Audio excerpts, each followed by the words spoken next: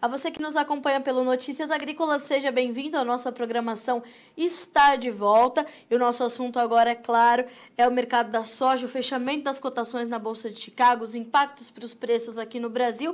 E num dia, uma terça-feira que parecia ser de 0-0 para os preços da soja, o sinal mudou, a situação mudou na Bolsa de Chicago e as cotações fecharam em campo positivo, ganhos de pouco mais de 6 pontos entre os principais vencimentos. E para a gente entender o que motivou essas altas, a gente conversa agora com o seu Ginaldo de Souza, que é diretor do Grupo Laboro.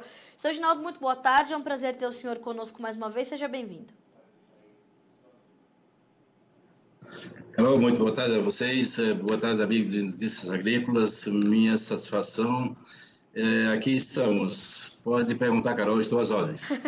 Seu Ginaldo, tivemos um dia com alguma novidade efetiva ou mais um dia de especulação e nenhuma confirmação no mercado internacional?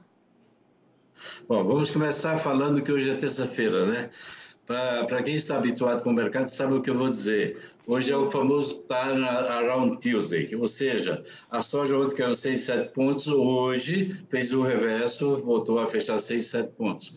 Mas para isso teve motivos, Carol. Nós começamos o dia muito fraco, as coisas calmas, os chineses com medo expressaram até uma certa preocupação de que o presidente Trump poderia, no final, querer fazer alterações no programa que eles estão acertando para pôr um fim à guerra comercial. Alegaram que possivelmente tinham medo que o presidente Trump fizesse a mesma coisa que fez com o presidente norte-coreano, quando a reunião acabou não tendo êxito, ele veio embora antes do tempo. Mas tudo isso acabou no momento que o representante do governo americano, Robert Lighthizer, simplesmente disse que as coisas estavam indo muito bem, que tudo caminhava bem, que tinha alguns ajustes para serem feitos nas negociações, por exemplo, nos direitos intelectuais, direitos de tecnologia, e falou sobre direitos de propriedade, mas que estava indo tudo muito bem. Isso foi o suficiente para que o mercado saísse do 0 a 0 e fosse para 6, 7 de alta. Então, tivemos, sim, um pouco de novidade. Os fundos estão muito vendidos, Carol, meus amigos, os fundos são muito vendidos. Eu venho avisando que, neste exato momento, é um perigo. O mercado tem espaço para cair mais? Tem, mas é preciso tomar cuidado porque, na realidade, esses fundos vendidos em mais de 225 mil contratos de milho, quase 90 mil de trigo, 70 e poucos mil de soja, 50 e poucos mil de farelo, só estão comprando um tico-tico em óleo. Então, eles podem, no desespero, botar o mercado e o mercado fazer um grande rally, desde que a China e os Estados Unidos façam uma composição e se acertem. Essa é a minha preferência.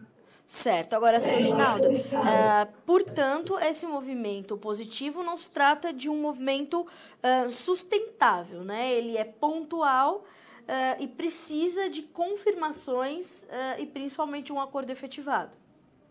Com certeza. Nós vimos aí no final de semana, até eu discuti muito isso no final de semana com meus amigos lá nos Estados Unidos, sobre essa questão da reunião. Já se falou que a reunião era 27, antes se falou em 15, tem gente falando que poderia ser prorrogado, não tem nada certo. Aliás, até o presidente Trump, que eu sigo no Twitter, ele disse no final de semana que algumas coisas ainda estão pendentes, que tudo está evoluindo muito bem, mas tem um detalhe muito importante que a gente não sabe quando vai acontecer a reunião. Ele fez questão de frisar isso. Ele disse taxativamente que essa reunião, se for considerada, com tudo acertado, uma reunião marcada, sabe perfeitamente da volatilidade do mercado e que isso não é bom e que ele também não vai procurar evitar mais especulações no mercado. Isso foi dito pelo próprio presidente. Então, a gente tem que tomar cuidado, porque ficar vendido como os fundos estão vendidos, pode ser que do dia para a noite as coisas se revertam e o mercado pode puxar 40, 50 centos do dia para a noite. Seu Ginaldo, o que teria força suficiente para tirar o mercado internacional da soja desse círculo vicioso que virou essa guerra comercial? Nada. Você já falou tudo. Não, nada não. Simplesmente assinar um acordo. Não tem mais tarifa, os americanos os chineses voltam a comprar nos Estados Unidos, está todo mundo numa boa, tudo resolvido. Aí o mercado não fica abaixo de $9, nem que a vaca tussa. O mercado volta para a faixa de 9,50 ou talvez até um pouco mais, Carol. Mas é preciso considerar que isso tem que acontecer. Até lá, minha querida, não tem outra coisa. Os olhos do mercado, os olhos dos players estão voltados exclusivamente para isso, para a posição dos fundos, evidentemente. Nós estamos começando agora com o clima americano ganhando importância dia a dia, porque o plantio nas áreas do sul, nos estados do sul, está começando, principalmente milho, todas aquelas áreas do sul, inclusive o Texas. Então, nós estamos também começando a entrar em outros aspectos fundamentais que podem influenciar. Tá. Seu Ginaldo, para o produtor brasileiro, para quem opera no Brasil, para quem está fechando soja, temos negócios já para 2020 sendo reportados. Tem alguma coisa que desvia a atenção e ajuda a dividir esse foco? No Brasil, a gente tem algum outro fator que a gente considera para formar o preço? Veja bem, o câmbio, Carol, né? Veja bem, você tem aí, você disse o câmbio, mas você tem alguns aspectos aí. O produtor está vendendo de mão para a boca.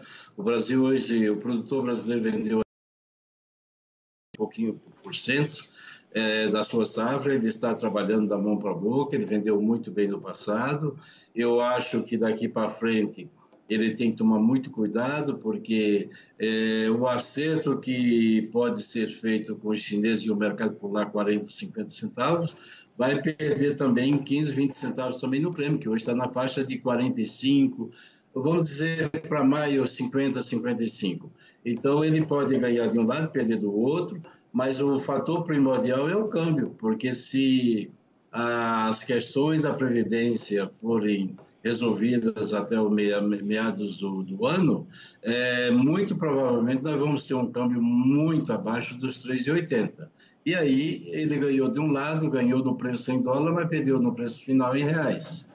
Né? Ou seja, numa situação dessa, qual a melhor estratégia, seu Ginaldo? Fechar, fixar o câmbio? Não, é melhor como aconteceu essa semana aí, muita gente fechou o câmbio. Ele tinha a opção de travar o câmbio, de fechar o câmbio, aproveitou, fez travas aí nessa faixa para mais de 3,90, 3,90,50, 3,89,50 e fechou o câmbio.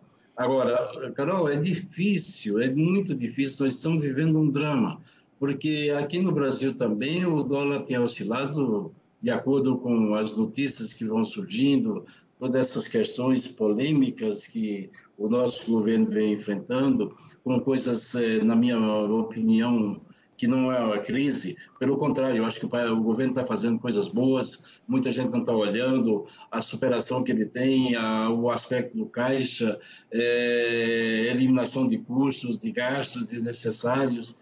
Mas tem, infelizmente, essas questões aí da mídia, aí, da briga com a imprensa, e isso vem deixando, muitas vezes, o mercado nervoso. Mas eu diria para você que o produtor brasileiro também conta com uma coisa, e alguns me confidenciaram e falaram que, além de contar com tudo isso, eles contam, eventualmente, com um problema climático nos Estados Unidos, o que é muito perigoso, na minha opinião. Porque o clima é clima. Hoje está bem, você veja que tem chovido demais nos Estados Unidos, tem problemas de enchentes, o rio Mississippi está transbordando, os seus afluentes também, tem mais chuvas para os próximos dias, isso vai atrapalhar o plantio de milho, e atrapalhando o plantio de milho, vai se perdendo a janela, eu falo que é muito cedo ainda, e perdendo a janela se planta mais soja. Hoje, por exemplo, a Informa anunciou que vai ter, segundo sua estimativa, 91,8 milhões de acres para o milho, 85,5 na soja, o uso era 86 no mês passado. Então, tem certos fatores, tem muita coisa para rolar, tem muita coisa pela frente, e eu acho que você tem que fazer fazendo dia a dia. Tentar acertar no futuro. Hoje os prognósticos dizem uma coisa, mas amanhã podem ser completamente diferentes daquilo que está se imaginando hoje, Carol. É importante travar prêmio nesse momento também, seu Ginaldo? Eu travaria. Prêmio de 50, 55 aí para o maio, eu travaria. Por quê? Porque, indiscutivelmente, o acordo dos Estados Unidos e China, na minha opinião, sai.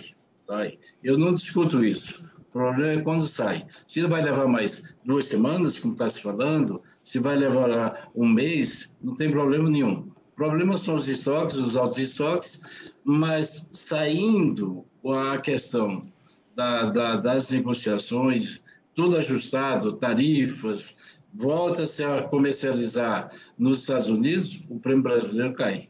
Tanto é que você vê que já tem prêmios para a safra 2020 negociando a 20 centavos.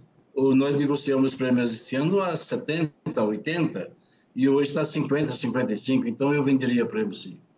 Seu Ginaldo, esses negócios da safra 2020 que começam a aparecer, como é que o senhor os vê? Eu vejo, no fundo, eu vejo uma bela oportunidade, porque se numa eventual alta em Chicago, ele pode travar o seu preço final em dólar, porque ele já tem 20 centavos de prêmio travado. O prêmio é bom? Não, não é bom, mas ele tem uma oportunidade de aproveitar os preços num rally em Chicago. Por esse lado, eu vejo como positivo. Tá. Seu Ginaldo, essa questão, o senhor fala sobre essa questão toda da preocupação do produtor com o clima nos Estados Unidos. Isso vai ajudar a definir a área por lá, não é? A disputa por área vai ser definida com base no clima, mas também com questões operacionais que são características da produção nos Estados Unidos. O senhor vê alguma brecha para que essa área de soja seja mantida e não reduzida nos Estados Unidos?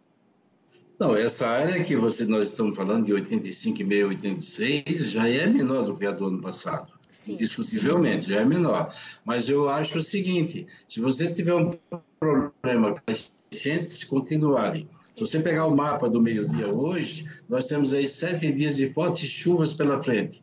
Hoje, como nos disse um broker lá em Chicago, muito provavelmente nós vamos ter um shutdown again, que não é no governo, mas sim simplesmente no plantio. Esse shutdown no plantio vai fazer com que o produtor comece a se preparar, que se ele não plantar a área toda de milho, os 91,8 ou 92 milhões de acres, ele vai partir para um aumento da área de soja. Até mesmo porque, quando você olha o preço da soja, o preço do milho, o preço do trigo e faz a relação energia, proteína, etc., você vai ver que o preço da soja ainda está um pouco melhor do que o preço do milho. E a tendência, no caso de um acordo, é a soja subir muito mais do que o milho e muito mais do que o trigo.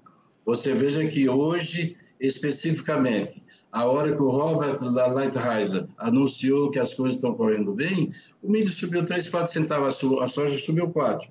Mas o irmão pobre, ou o primo pobre, que é o trigo, que perdeu aí 50 centavos aí em menos de uma semana, hoje colocou 25 centavos de alta. Então você veja que os preços são baixos, né? Exatamente. O trigo está dando ali uma boa derrapada, né, seu Ginaldo? O trigo caiu, derrapou, mas hoje ele fez um belo de um rally. Quem comprou o trigo hoje de manhã, seguramente está morrendo de rir com o dinheiro do bolso. É verdade. Essa alta de pouco mais de 20 centavos no trigo, ela foi motivada só por essa declaração ou teve mais algum fator que motivou esse avanço? Não, teve o fator clima, né, também, que você ainda está com o trigo de inverno em campo, mas você tem que começar a pensar também no trigo de primavera. Onde é que você vai plantar o trigo, o grande estoque, a grande área?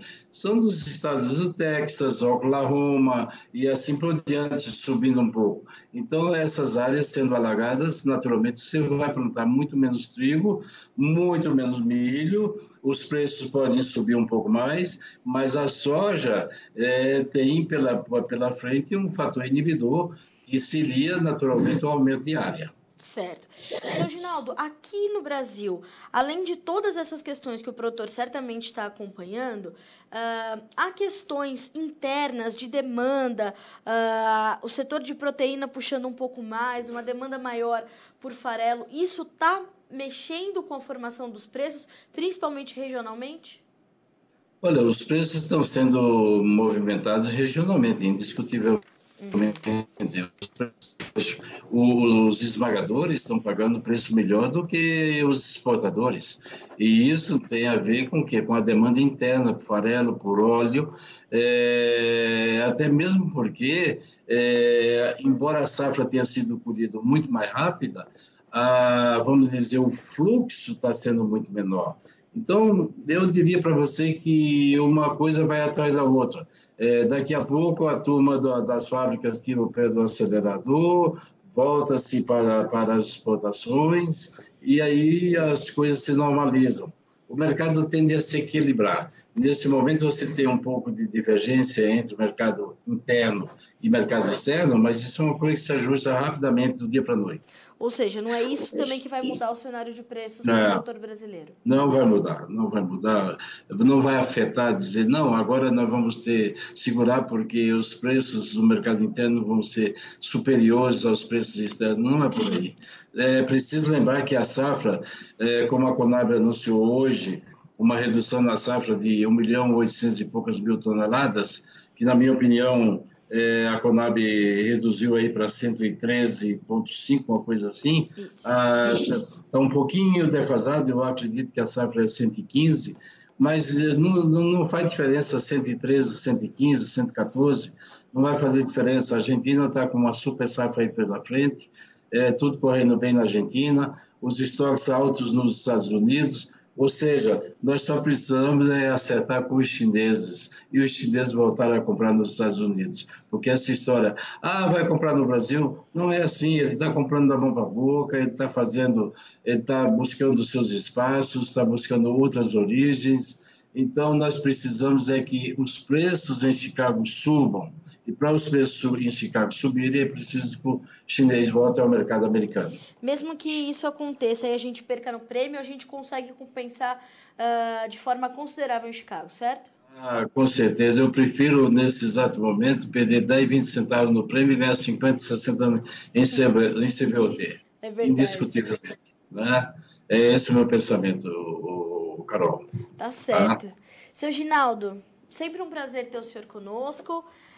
Sempre muito leve, muito educativa, né, as entrevistas com o senhor. Eu gosto muito de conversar contigo, o senhor sabe. Muito obrigada mais uma vez e volte sempre. Eu que agradeço e desejo a todos vocês paz profunda e digo de coração, o brasileiro é um povo bom. Nós só precisamos de que os políticos se ajustem, porque o Brasil vai para frente. Nós temos futuro. É verdade. Precisamos canalizar as energias em coisas boas, né, seu Ginaldo? Com certeza. Um grande abraço a vocês. Um abraço, seu Ginaldo. Boa tarde, bom trabalho. Para nós todos. Até mais.